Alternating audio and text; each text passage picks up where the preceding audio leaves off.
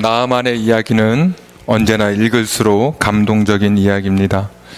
어느 날 서점에서 책 한 권을 집어들어 읽게 됐습니다. 바로 시집이었는데 하나운 시인이 쓴 보리피디라고 하는 그런 시집입니다.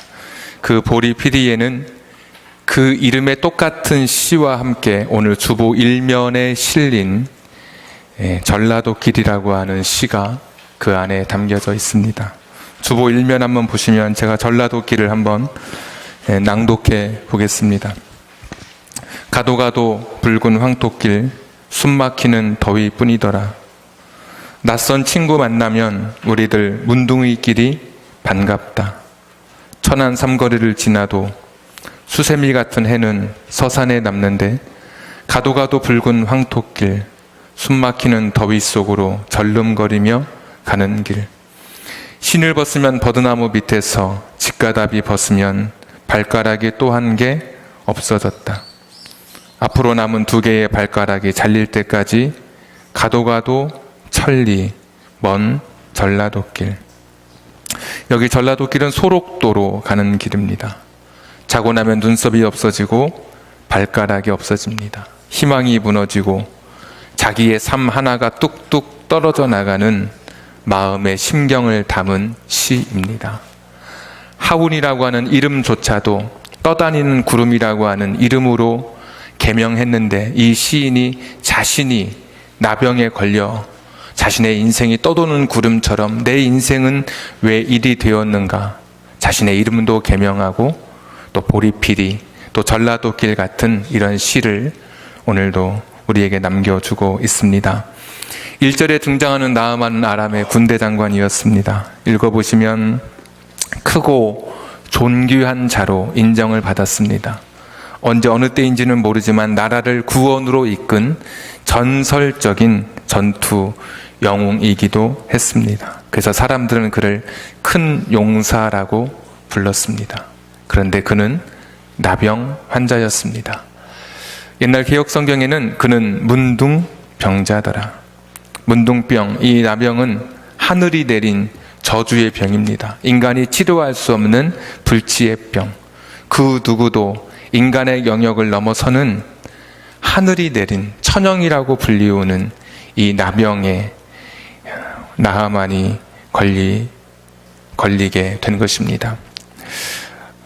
절망 속에 있던 이 나아만에게 뜻밖의 희망의 소식이 들려왔습니다. 전쟁터에서 사로잡아왔던 이스라엘의 어린 여종 하나가 우리 고향에 가면, 사마리아에 있는 선지자 엘리사에게 가면 분명히 당신의 나병이 나을 것이라는 이야기를 전해주고 있습니다. 5절에 보시면 이제 이스라엘로 향합니다.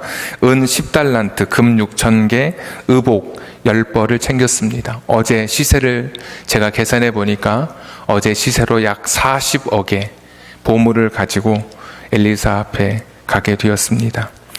10절을 보시면 엘리사의 집 앞에 도착했는데도 엘리사는 나와보지도 않습니다. 대신 사람을 보내서 이런 유명한 말을 남기죠. 요단강에 가서 몸을 7번 씻으라. 그리하면 회복되어서 깨끗하게 될 것이다. 이런 말만 남기게 됩니다.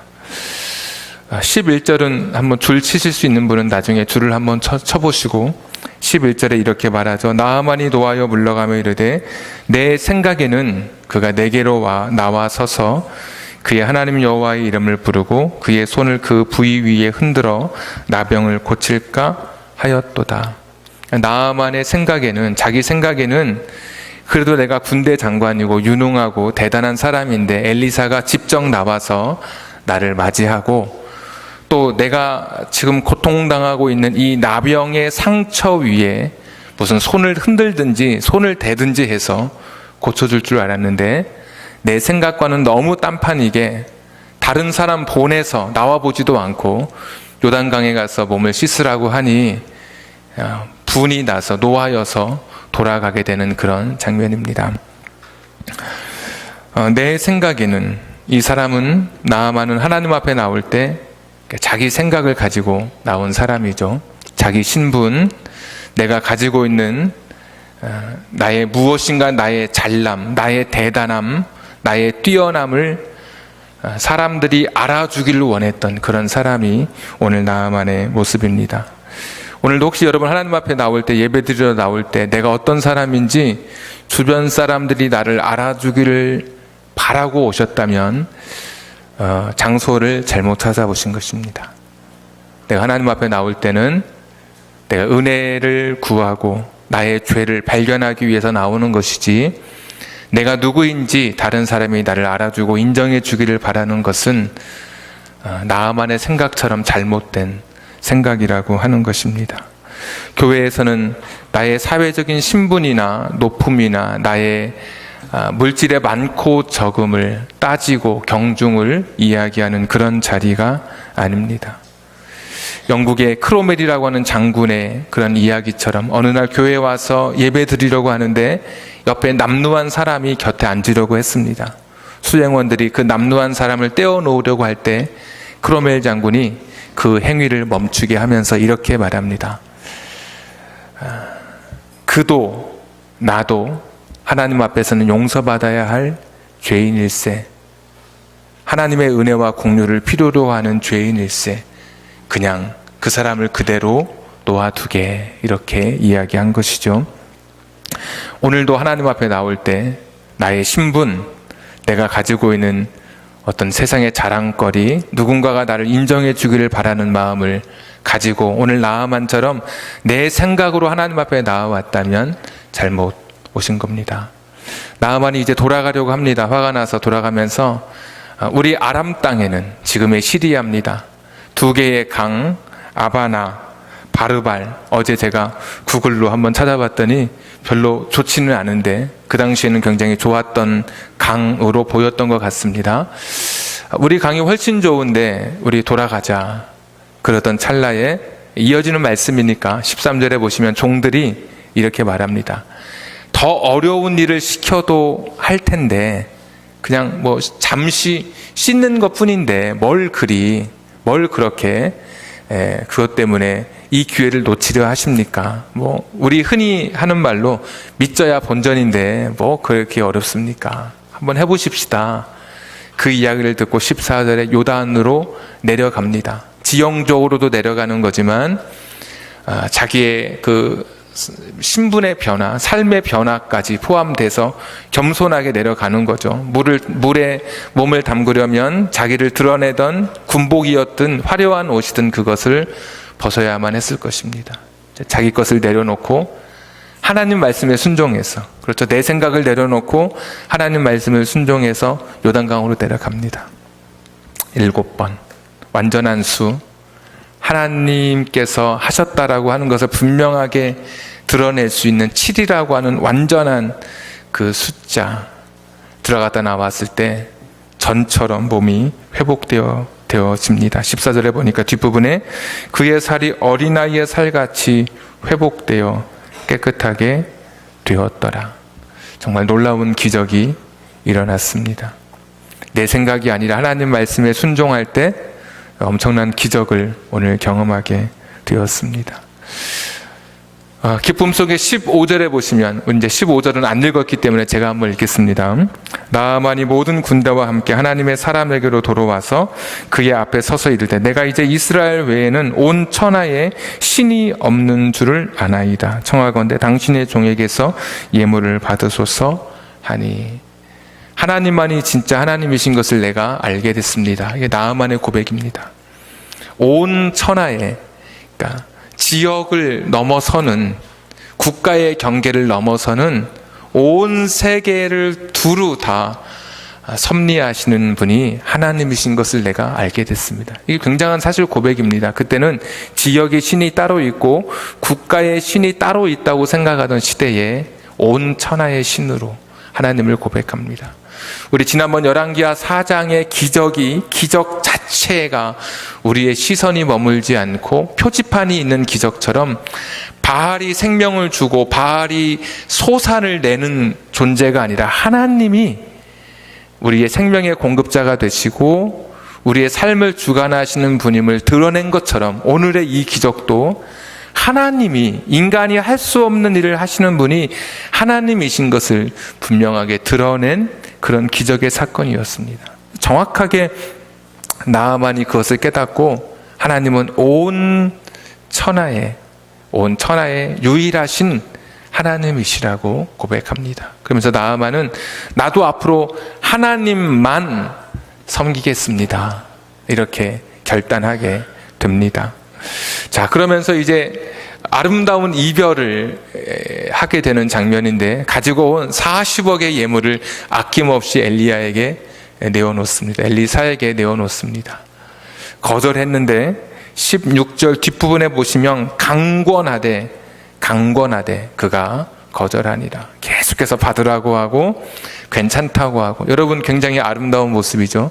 안 주려고 하는데 자꾸 달라고 하는 것도 좀 이상해 보이고, 또 주었을 때 덥석 받는 것도 좀 뭔가 서운한데 자꾸 주려고 하는데 자꾸 안 받으려고 하는 이 아름다운 모습을 보여줍니다. 오늘 이렇게 이야기가, 나아만의 이 기적 이야기가 감동적이고 마지막 끝나는 그 스토리까지도 먹먹한, 이게 좀 그런 자국이 남는, 주려고 하고 받지 않으려고 하고 40억이나 되는 돈이지만 정말 아낌없이 내어놓으려고 하는데도 그것을 욕심 없이 그것을 거절하고 있는, 정말 아름다운 한 폭의 그림 같은 이야기로 오늘 이 나아만의 이야기가 끝을 맺습니다. 그런데 갑자기 반전이 일어나게 되죠. 엘리사의 종이었던 게하시가 갑자기 이 이야기 속에 등장하게 됩니다. 게하시는 생각하기를 우리 주인이었던 엘리사 선지자님이 거절하셨던 그 사례를 나는 받아야 되겠다라고 생각하게 됩니다. 한번 보겠습니다. 21절. 나아만의 뒤를 쫓아가니 나아만이 자기 뒤에 달려옴을 보고 수레에서 내려 맞이하여 이르되 평안이냐 하니. 게하시가 저 떠나가는 행렬, 나아만의 행렬을 뒤를 쫓아갑니다. 22절을 요약해 드리면, 갑자기 우리 엘리사 선지자님에게 손님이 찾아와서 엘리사님이 아까 거절했던 그 40억 중에 일부를 달라고 말씀하셨습니다. 다시 주십시오. 그랬더니 나아만은 얼마나 기쁘겠습니까? 그럼 내가 기쁜 마음으로 드리지요 하면서 이것을 주게 됩니다. 자, 24절 보겠습니다. 언덕에 이르러서는 게하시가 그 물건을 두 사환의 손에서 받아 어디에? 집에 감추었습니다. 자, 25절. 들어가 그의 주인 앞에 서니 엘리사가 이르되 게하시야 네가 어디서 오느냐 하니 대답하되 당신의 종이 아무데도 가지 아니하였나이다 하니라. 그러니까 게하시는 돈을 받고, 그러니까 이 보물을 받고 집에 감추어 두고 딱 왔더니 엘리사 선지자가 어디 갔다 왔어? 그랬는데 저는 아무데도 가지 않았습니다. 오늘 말씀의 그 제목처럼 엇갈린 인생 또는 엇갈린 운명, 여러분이 이제 잘못 오해할 수 있어서 운명이라는 말 대신에 인생이라고 하는 단어를 썼지만 흔히 하는 엇갈린 운명이, 인생의 엇갈림이 오늘 이 지점에서 이렇게 시작됩니다. 위대한 용사였고 큰 사람이었던 나아만은 나병에 걸려서 저 천리길 같은 소록도로 가는 절망의 길을 걷다가 오늘 하나님의 살아계심을 체험하고 고백하고 기쁨으로 돌아가게 됩니다. 어린아이의 살처럼 회복되어진 몸을 가지고 돌아가게 됩니다. 근데 게하시는 엘리사 선지자의 곁에 언저리에 늘 머물렀던 사람인데, 위대한 엘리사 선지자를 수종들던 다른 사람들의 부러움을 받았을 그런 사람인데, 27절을 보시면 나아만의 나병이 내게 들어 내 자손에게 미쳐 영원토록 이르리라 하니 게하시가 그 앞에서 물러나오매 나병이 발하여 눈같이 되었더라. 엇갈렸습니다. 나아만은 치료받고 게하시는 오히려 나아만이 치료받았던 그 나병을 자기 몸에 갖게 되는 그런 길을 걷게 됩니다. 게하시는 하나님의 살아계심을 전혀 의식하지 못한 사람이었습니다.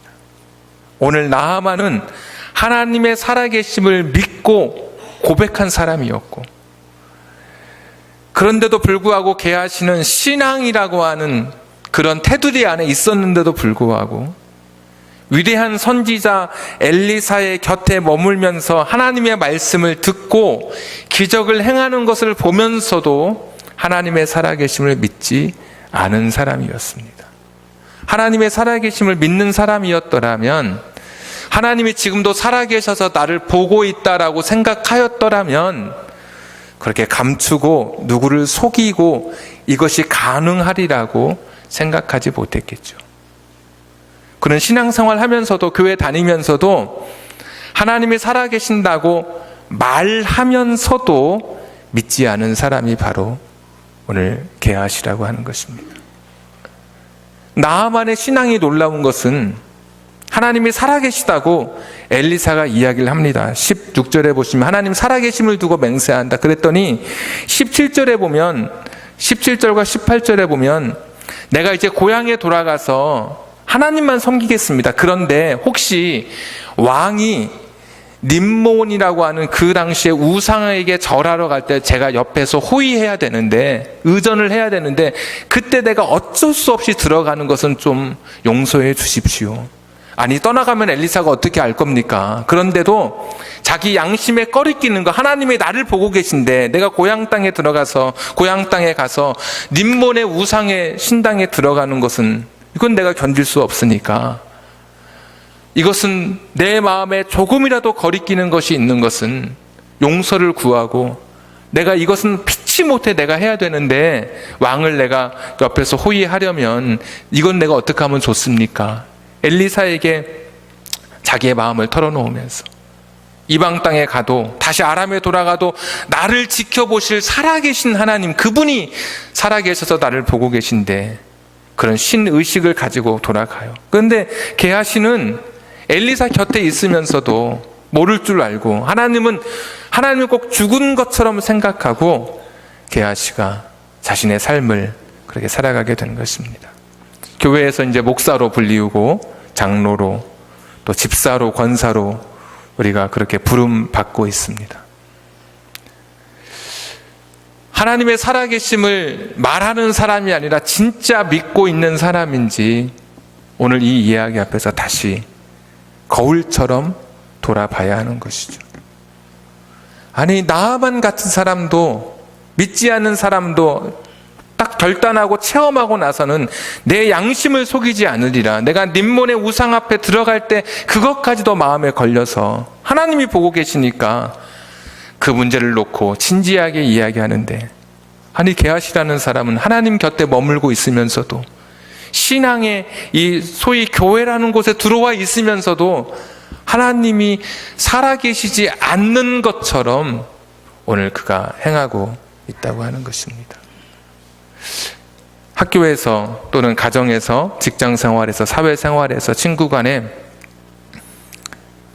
나의 말, 나의 행동, 부정직한 행동, 착취하고 횡령하고 무슨 배임하고 사기치고 악한 마음을 가지고 누군가를 속이고 이런 나의 삶이 지금도 지속되고 있다면, 과연 나는 하나님의 살아계신 하나님이 지금 나를 보고 있다는 것을 진짜 믿는 사람인지, 정말 하나님이 나를 보고 있다면 내가 나의 그런 삶을 계속 지속할 수 있겠습니까?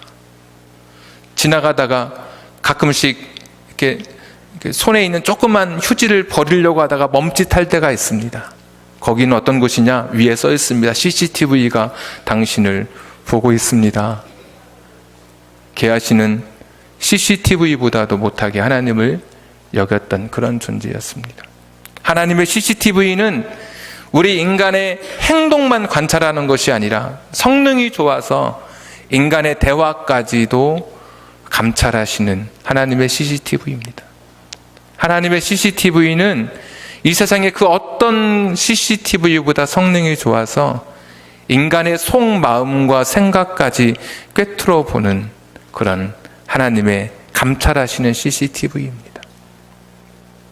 조그만 카메라 앞에서도, 인간의 카메라 앞에서도 우리의 행동과 몸가짐을 다르게 한다면 훨씬 비교할 수 없는 하나님의 그 어미하신 눈길, 그 감찰하심 앞에 정말 나는 하나님이 살아계시다고 믿고 사는 사람인지, 오늘 이 이야기가 우리 마음을 더 무겁게 하는 것이죠. 많은 일군의 무리가 마지막 날 주님 앞에 섰습니다. 천국과 지옥이 갈라지는 날, 상급과 보응이 있는 날, 그러면서 이렇게 말하고 있습니다. 내가 주님의 이름으로 선지자 노릇하고 주의 이름으로 귀신을 쫓아내고 내가 주님의 이름으로 많은 권능을 행했습니다. 그럴 때 주께서 이렇게 말씀하시죠. 마태복음 7장 23절. 그때에 내가, 예수님께서 그들에게 밝히 말하되 내가 너희를 도무지 알지 못하니 불법을 행하는 자들아 내게서 떠나가라 하니라. 다른 사람을 속일 수 있습니다. 목사로서 다른 사람을 속일 수 있습니다. 심지어 나 자신도 속아 넘어갈 수 있습니다. 하나님을 속일 수는 없는 것이죠. 살아계신 하나님이 살아계시지 않은 것처럼, 죽은 것처럼 여기며 살아갔던 우리의 본 모습이 마지막 날, 그날에는 까발려지게 되는 것이죠. 들통나게 되는 것이죠. 엇갈린 운명의 길을 오늘 이 두 사람이 걷습니다. 한 사람은 확신 속의 기쁨의 길을 걷고, 또 한 사람은 교회 속에 있었지만 선지자 곁에 머물렀던 위대한 그런 높은 자리에 있었던 그런 사람이었지만, 때론 이 게하시가 목사일 수도 있고 장로일 수도 있고 권사일 수도 있고 집사일 수도 있지만, 하나님의 살아계심을, 진짜 살아계신 하나님이 나와 함께 계심을 믿지 못하고 있다면 그 가는 길은 어디로 가게 되는 것일까? 하나님과의 연결이라고 하는 그런 책을 쓴 허브 밀러라고 하는 분이 있습니다. 거기에 보시면 영적인 교회의 영적 성장을 위한 14가지 방법, 이런 부제가 붙어 있는데 거기에 이런 이야기가 있습니다. 아마 한번 제가 여러분에게 말씀을 드렸던 것 같습니다. 조그마한 마을에 나이트클럽이 들어와가지고 너무 잘 되는 겁니다. 나이트클럽이. 교회에서 모여서 기도회를 갖기 시작합니다. 이러다가 우리 아이들이 영적으로 혼탁해지고 이러다가 믿음을 잃어버릴까 겁난다. 저 나이트클럽이 문 닫기를 위해서 기도하자. 하늘에서 진노의 불이 내려와서 저 나이트클럽을 태워달라고 기도하자. 그래서 그냥 망하고 떠나가게 해달라고 기도하자. 근데 정말 얼마 안 있어서 나이트클럽에 불이 났습니다. 다 타버렸습니다. 근데 이 나이트클럽 사장이 교회에서 기도한 내용을 누군가로부터 들었습니다. 그래가지고 재판에 교회를 고소한 겁니다. 교회가 기도해서 불이 났다고, 손해배상을 교회가 해야 된다고. 판사가 다 불렀습니다. 누구 불렀는지 모르지만 나이트클럽 사장 이야기는 교회가 기도해서 불이 났으니 교회에서 이 화재에 다 책임을 져야 된다는 것이고, 교회에서 온 사람들은 그 이야기에 보면 충격적이게도 뭐라고 말하는지 아십니까? 아니, 기도했다고 불이 납니까? 기도는 기도고 불은 불이지. 이게 우리 아닙니까? 신앙인의 불신앙을 꼬집는 이야기. 판사가 이렇게 결론을 내렸습니다. 내가 다른 것은 모르겠고, 내가 인과관계를, 내가 이런 경험은 내가 없어서 따져보지 못하겠고, 분명한 것은 믿음은 나이트클럽 사장이 더 좋다. 당신의 그 믿음으로 하나님 앞에 기도하면 하나님이 들어줄 것 같다. 이 교회 다니는 이 사람들은 믿음이 없어서 다 틀렸고 당신의 믿음이 더 훌륭해 보인다. 이것이 오늘 우리의 이야기입니다. 하나님이 살아계셔? 그러면 이렇게 지금 살아가는 것이 마땅할까요? 오늘 여기 교회 오신 분들 중에 나병의 아픔처럼 절망 속에 오늘 교회 오신 분도 있을 거예요. 근데 여러분, 왜 절망하십니까? 하나님이 살아계신다면 이전처럼 우리를 회복시켜 줄 수 있으시는 하나님이신데 왜 절망하고 왜 낙담하십니까? 부모와 자식 간의 깨어진 관계를 이전처럼 회복시킬 수 있는 그 능력을 가지신 하나님은 지금도 살아 계신 분이에요. 내 질병으로 허덕이는 내 인생에 빛을 주시는 그 하나님은 살아 계시는 하나님이세요. 나의 기도를 들으시는 하나님, 그분은 살아 계셔요. 나를 보고 계시고 내 삶을 지키시고 내 인생 속에 동행하시는 그런 분이세요. 오늘 살아계신 하나님이 주시는 이 회복의 기적을, 내가 하나님이 살아계심을 믿고 오늘 나아만처럼 기쁨으로 오늘 이 전을 떠나가실 수 있는 여러분 되기를 주님의 이름으로 축복합니다.